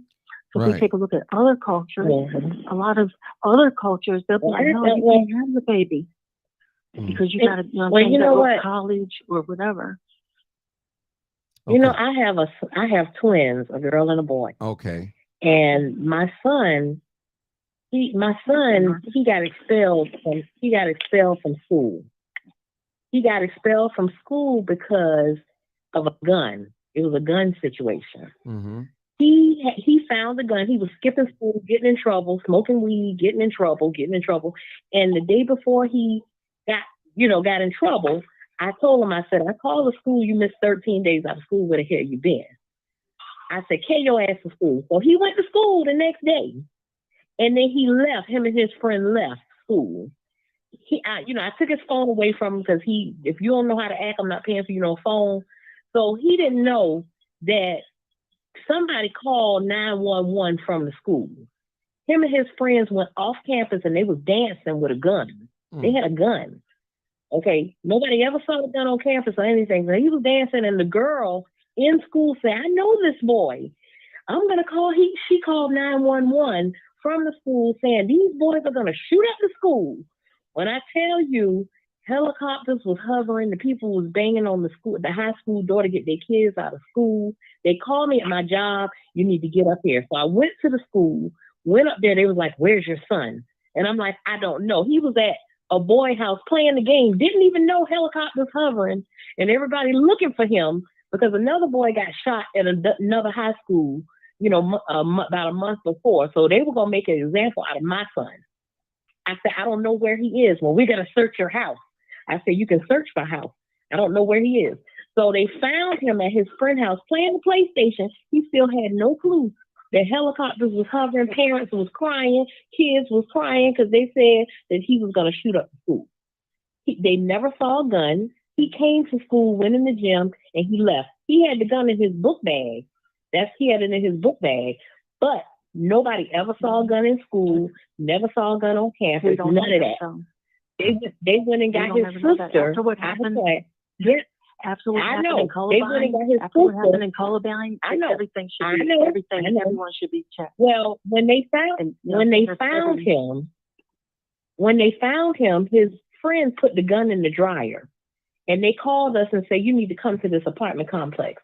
When we got there, it was about 6 police surrounding my son. He had no idea what was going on. They arrested his friend for trying to hide the gun. My son was 15 at the time. And they said, well, since he's 15, he's got to be in your care. And I said, okay, now he's never been in trouble before. Never been in trouble with the school, never been in trouble. Nobody ever saw a gun on school campus. So they expelled him, and I tried to go to a hearing to try to get him back in school. And I couldn't even get him in a homeschool. I tried to get him in homeschool. They said no, because of his criminal background. No, he cannot even go to school from home. And I'm just like, what do I do? He went to work with my husband every day. He couldn't go to school at all whatsoever because of the gun thing. He can get his GED. Huh? Yeah. If he can't that's what he ended up doing. That's his only option. He was jealous of his twin sister. His twin sister, she kept going to school, even though they went and got her out the classroom with 3 police officers, walked her to the office and was like, where's your brother? We didn't know where he was. I mean, it was just and then the superintendent, she was so nasty. My son had never gotten in trouble ever in his life, didn't have a criminal background at all. And I pleaded with her, give him another chance, because he wanted to go to school. Right. She was like, no. Not even 10 minutes after, they sent me an email, because I went to the little panel meeting with the Board of Education, and they were like, no, he cannot come back. Let me ask you a question, my sister. Nasty. They didn't even want to stop. Let me ask you a question. It's something that I missed in here.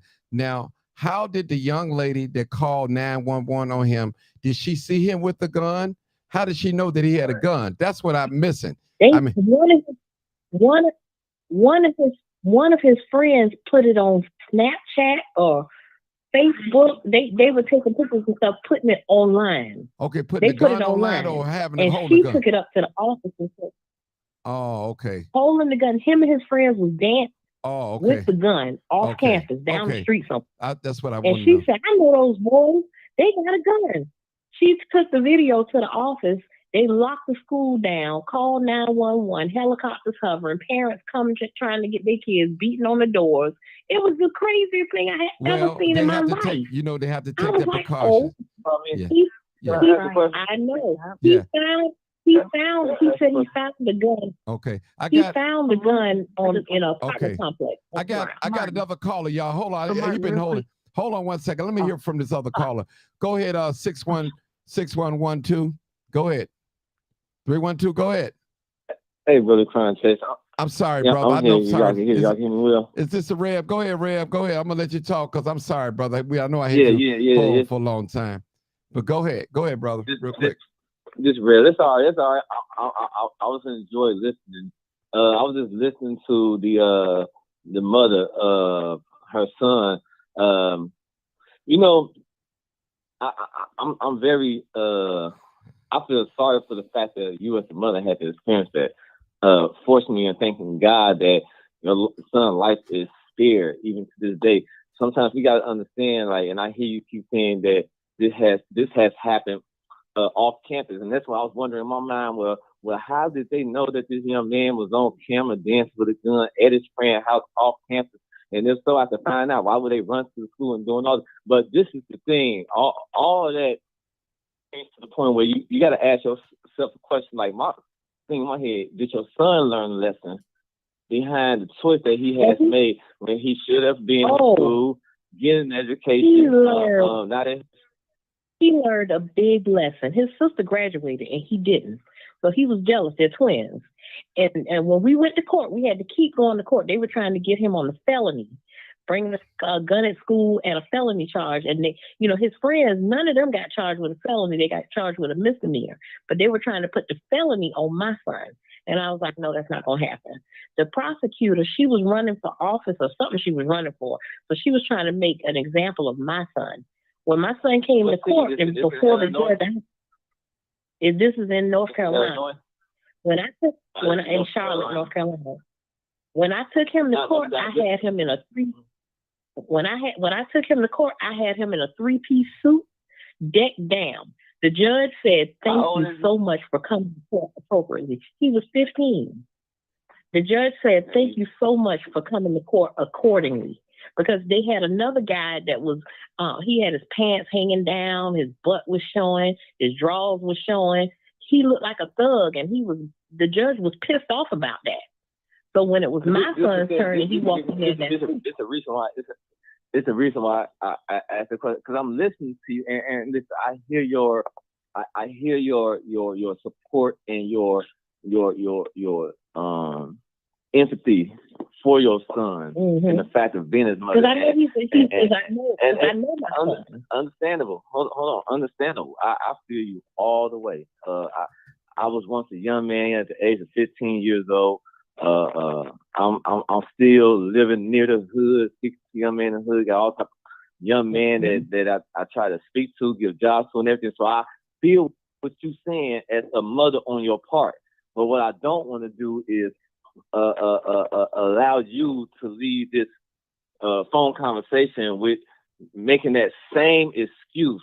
And what I mean by that, sometimes we can have so much support for our child, where our child put themselves in situations, and then the only thing we have is an excuse from saying that, well, our child's a good kid, he only did it this one time, and it wasn't even that. You know what I'm saying? I don't want to hear you do that, because at the same time, it could have been worse off than you can't speak for him at all because he's just ending his life. How can you make an excuse for your child ending his life the wrong way, making that mistake, knowing like I say, he should have been at school, not hanging around with a friend with a gun, gangbangers. It don't sound like you the type of mother that brings him up inside of a household. We didn't live in the hood. Gang. We didn't live in the hood. You know what I'm saying? We didn't live in the hood right. at all. We don't he live went in the hood. He went searching for the popularity of the hood that caught him up in the status of what the results of doing that in the hood. And here you as a mother comes up in a three-piece suit. My question: how often do he wear a three-piece suit? Do you put him up in a three-piece suit just because he had to face the judge? You know what I'm saying? Exactly. So now you gotta make up as an image, and everything that you have as a mother. So my question is, what lessons are our kids really learning when we're there as a crutch? Some of these kids need to it's like, if you make your bed, you lay in it. Some things we can't even get our kids out of the trouble of. Like when they dead in the street, we can't bring life back to them, put the blood back in their body, and make it to the point where they don't go to the morgue. All we got left is how we see them off. And 9 times out of 10, that's unfortunate because there ain't no life insurance. But the question is, again, your son is alive. Let me just say this. I want to interject for a second. Now, we're talking about a teenager, a 15-year-old teenager, not a man. You know what I'm saying? Teenagers do dumb things. They do it all the time. They kill people. They have sex. They drink. They smoke. Now, they're going to do things. They're very impressionable.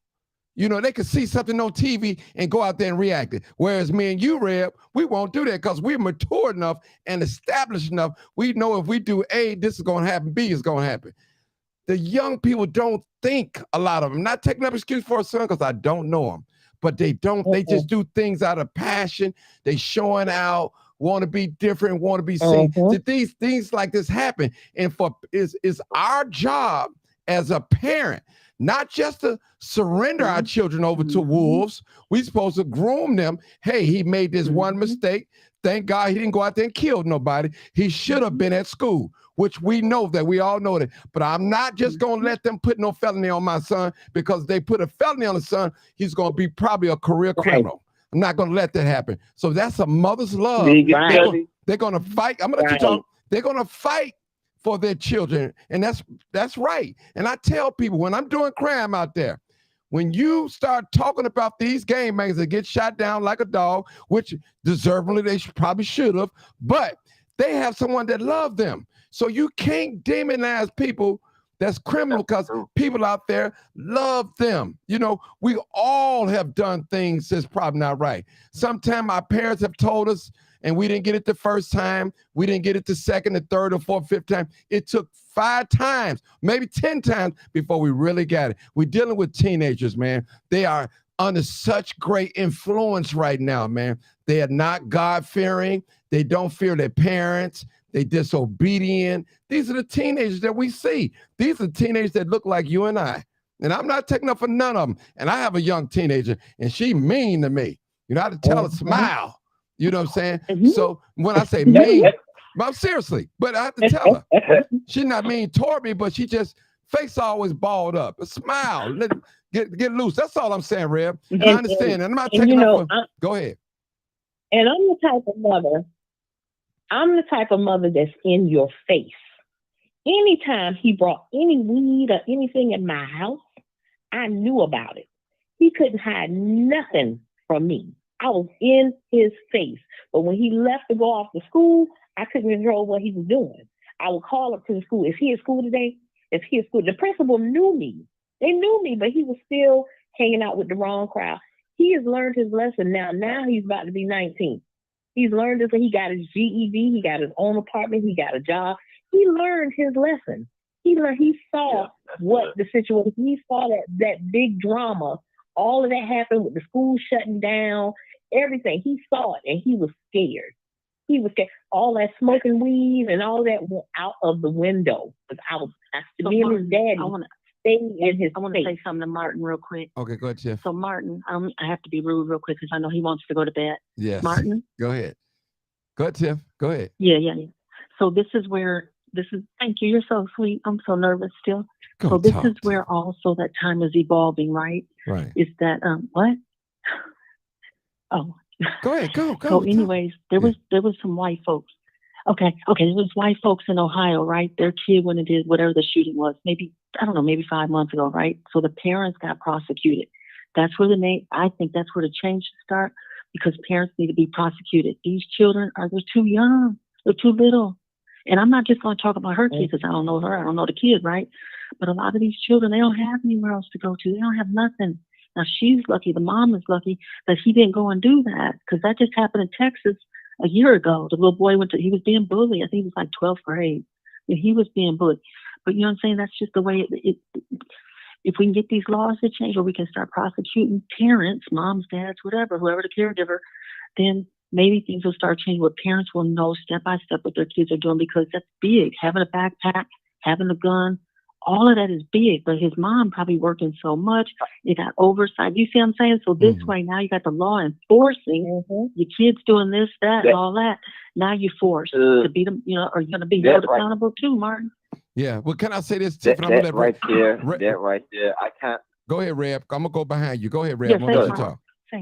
Okay, I Miss Tiffany, and you sound very sweet. You sound like you're an educator.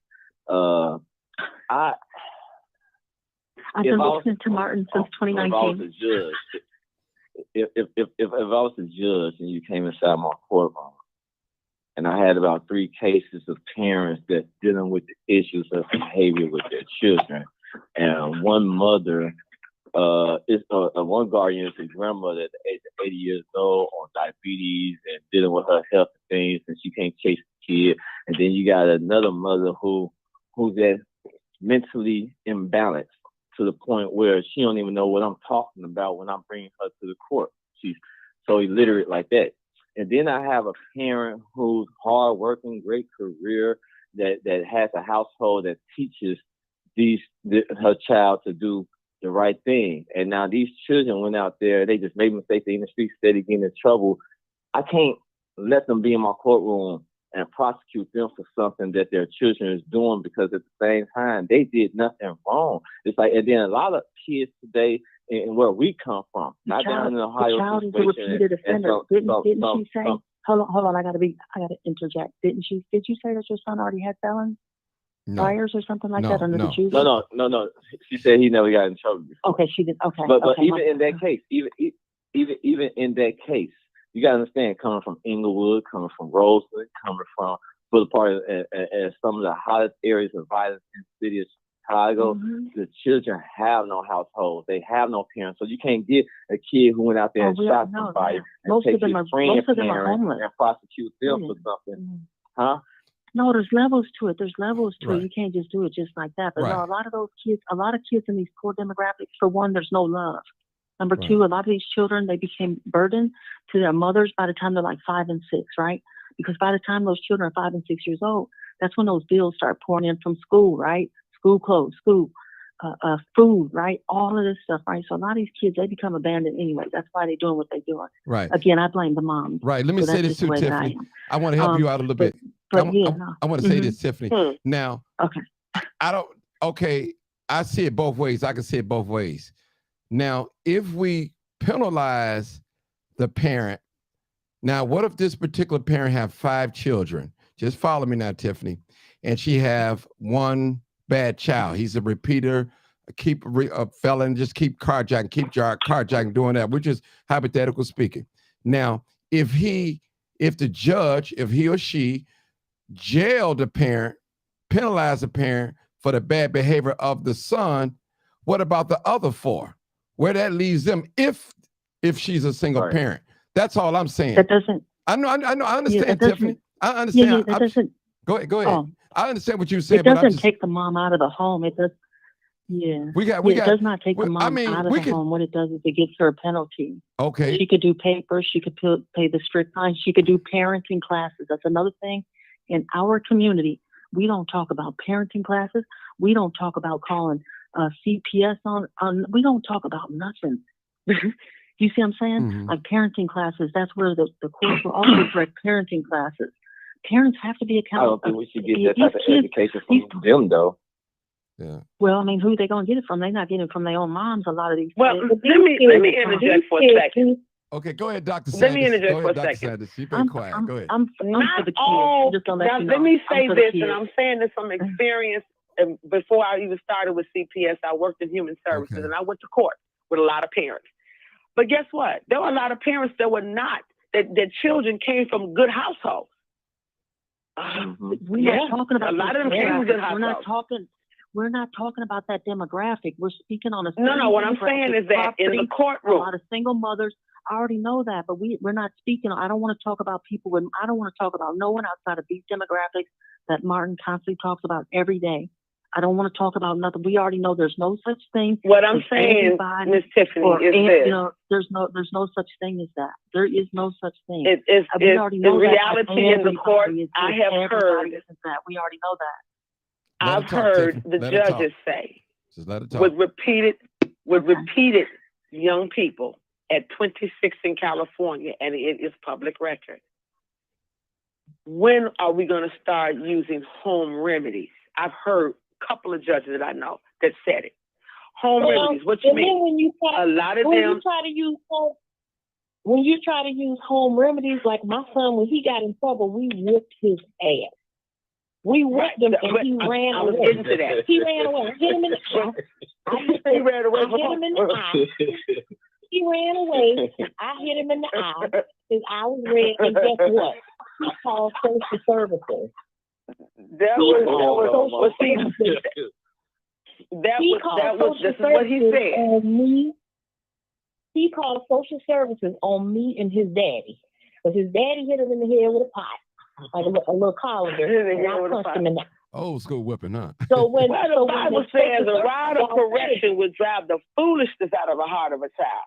But what I'm saying is that you have a lot of situations that the young people that are enduring. Martin, I think I shared with you about one of the students that just kept running her mouth like Niagara Falls, and every time we look up, she's doing this and she's doing that, and she got foster parents.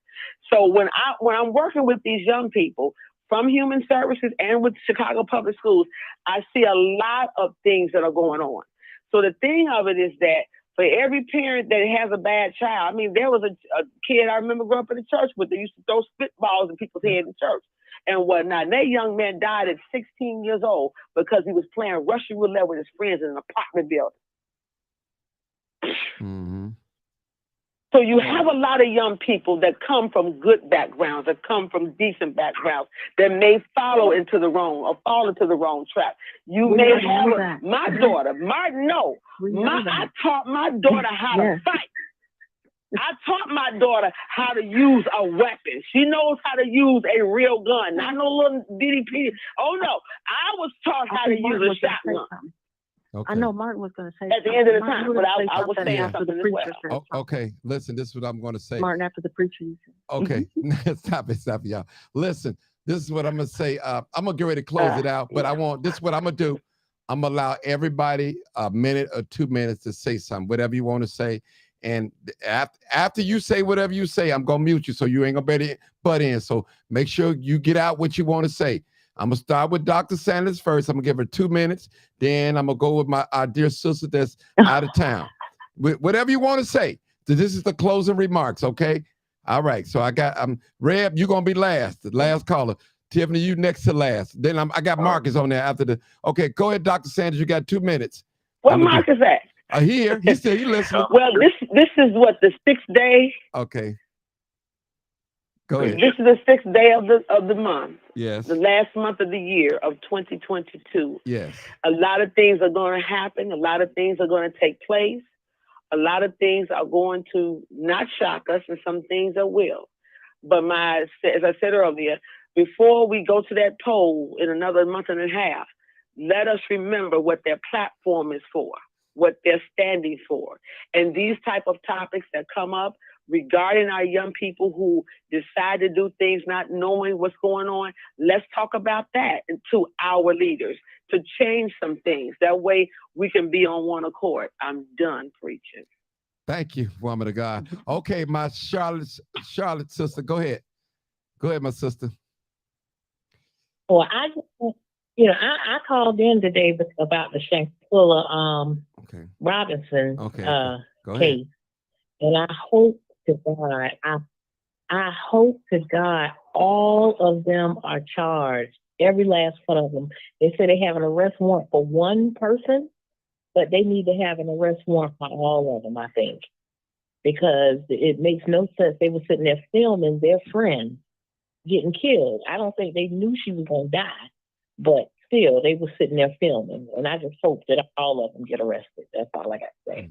Thank you. Marcus, you're next. Marcus, 2 minutes. Go ahead, Marcus. All right. We got a culture. I'm here. We got a culture. It's this culture that you see on TV every day in the music that's guiding these young people to do the things that they're doing. It's also lack of parenting. And then you have parents who do the best that they possibly can, but they're competing with this culture, this peer pressure. And peer pressure can be stronger than blood, if you know what I mean.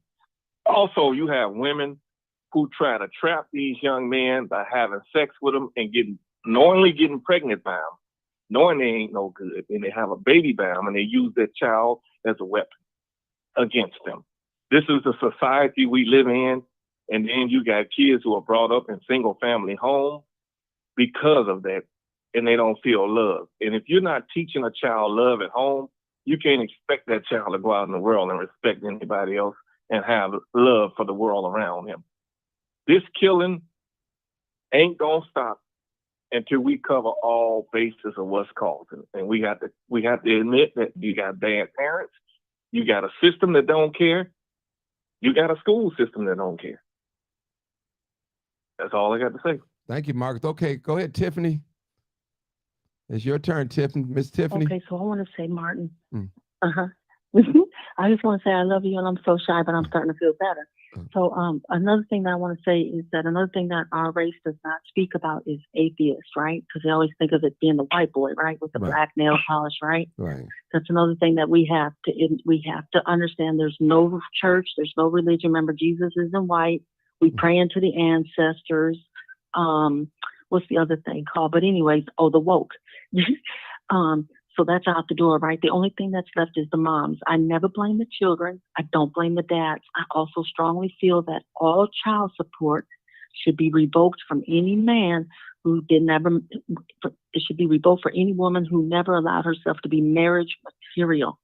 Yes, I stand for the children. I stand for the men. For black man, if we got rid of the child support, black man would not be going through that system like he does. Number one thing that puts the black man in prison, he has the baby, child support, parking ticket. Then he's driving because he needs the L so he can get to work because now she's stressing him paying the little child support. Then off to the courts. There he is in front of the white boy again, right? So that's where, is it ever going to stop? No, until we start teaching on, little girls rule about sex, right? That's why the school is doing it. So also is atheism. Our race has to realize that's not the white boy anymore. Remember, it's evolved, right? Remember, it's 2022, right? Mm-hmm. When we go to the music. So Tupac and Biggie, I'm only 30. Yeah, I was very little girl when they passed. But still, if we gotta blame the music, right? Can you really? I don't believe to blame no Biggie and Pac, but look what them white folks did to that heavy metal. That heavy metal, and white folks went down there, it ceased. Way long before I was born, they got rid of it, right? Because they felt it being that impactful. Rick Ross down in Miami. Them white folks went up there when he was talking about all that rape. Them white folks, they went and banned all that crap. You see what I'm saying? We need to have strength in everything that we say and what we do, right? Because people are looking, they watching, and they laughing. And all they really doing is they coming up off of us. You know what I'm saying? Like every time we talk, every time we complain, because really it's all negative, right?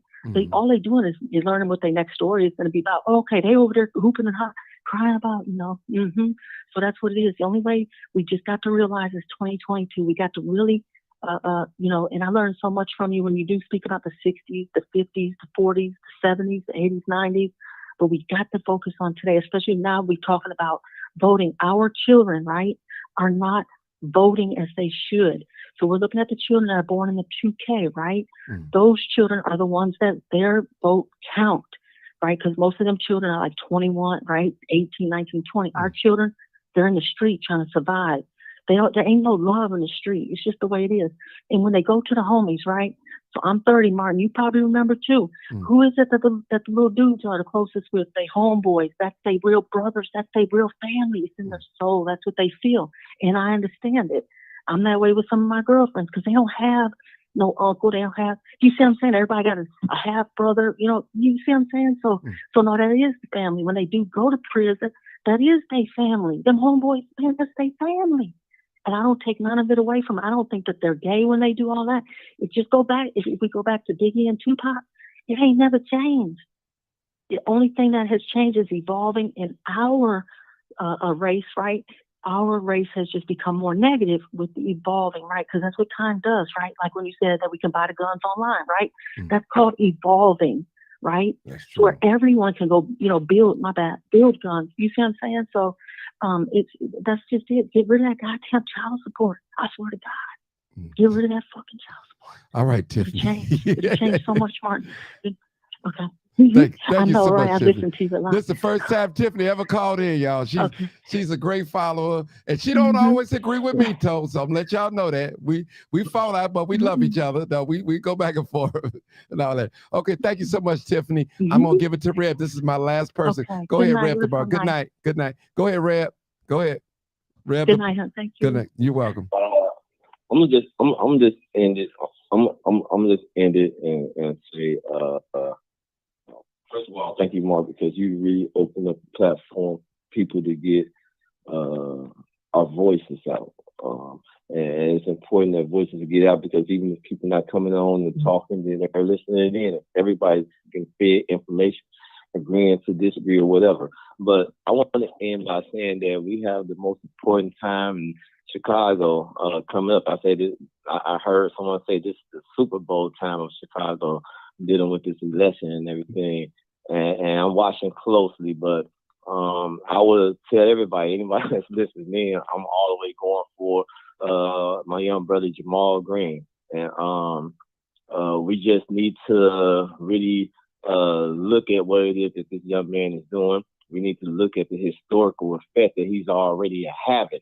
We also need to look at what they're already getting ready to do because of the enlightenment of who he is, but also this historical moment. They're already trying to say that signatures are not valid, which they're not going to win on. But we need to stand behind this young man, take everything that we have and what we believe in, and know that we put it behind him. He is the voice for the city, and he's the best candidate behind all these machines and everything.